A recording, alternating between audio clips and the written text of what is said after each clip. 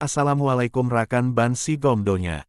Kali ini kita hujat kelemahan all new Yamaha Aerox 155cc. Sak ek laam kudo kia rakaan. Sebelum kita hujat kelemahannya, bagi kalian yang belum subscribe, tunggu apa lagi rakan? Sak ek laam kudo kia rakaan.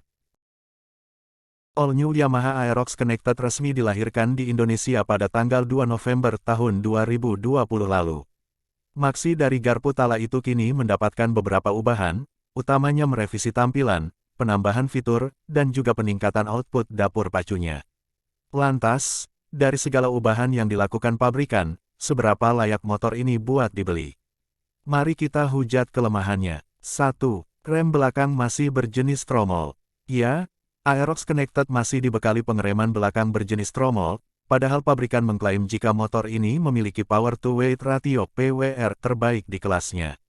Apalagi Yamaha Aerox secara desain memang kental sekali motor sporty.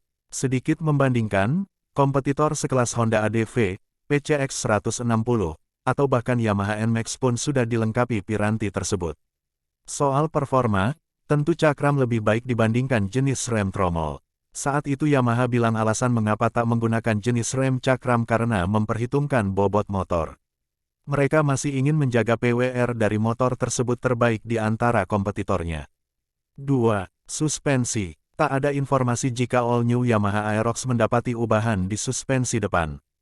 Padahal ini sudah jadi isu lama jika peredam kurang nyaman. Banyak keluhan jika suspensi teleskopik di Aerox terbaru terlalu empuk sehingga potensi jeduk melewati jalan bergelombang kerap terjadi. Sementara di bagian belakang, meski sudah menggunakan suspensi tabung varian Connected ABS, pabrikan tak menyematkan penyetelan preload layaknya di all new NMAX. Tak sedikit pemilik motor ini yang kemudian mengganti suspensi belakang dengan tipe aftermarket karena alasan terlalu keras. 3. Tak banyak ruang akomodasi. Kemudian kekurangan yang patut dijadikan pertimbangan adalah kompartemen akomodasi yang tak banyak. Secara keseluruhan all new Yamaha Aerox hanya memiliki 2 ruang angkut barang, pertama bagasi utama dan laci di sisi kiri dek. Nah di kompartemen laci sebelah kiri volumenya juga tak besar, tak bisa memasukkan smartphone atau power bank berukuran besar. Umumnya hanya dijadikan tempat menaruh sarung tangan. Jangan harap bisa meletakkan botol air mineral. 4. Dermaga isi baterai masih berjenis soket. Meski all new Yamaha Aerox Connected sudah dilengkapi dengan power socket untuk pengisian baterai gawai Anda masih perlu membutuhkan adaptor tambahan seperti di mobil. Bagi yang belum punya tentu harus membeli dan cukup merepotkan ketika dibawa harian. Dan ketika Anda berkendara, smartphone tak bisa diletakkan di laci depan. Mau tak mau harus menambah aksesori holder yang umumnya dipasang di tangkai spion sebelah kiri.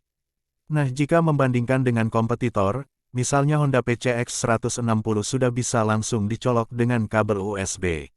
Seperti diketahui PCX kini memiliki power socket USB tipe A. 5. Tak dibekali dengan traction control system.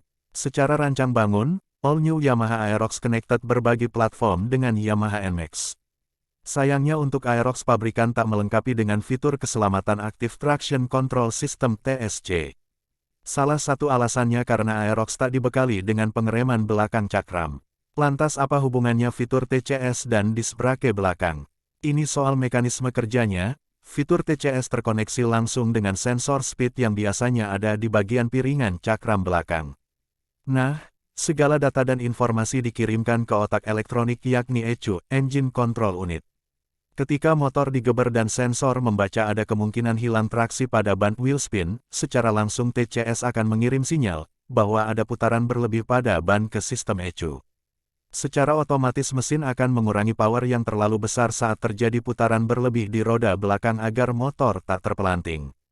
Alasan mengapa motor ini seharusnya dibekali TCS kembali lagi ke branding pabrikan soal matic sporty pada Aerox.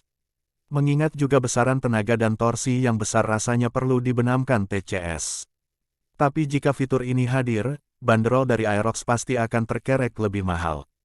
Kesimpulan. Berakhir di kesimpulan, pertanyaannya layak atau tidak untuk dibeli. Dari penjabaran di atas tentu Yamaha Aerox Connected memiliki banyak kelebihan, namun juga memiliki kekurangan tersendiri.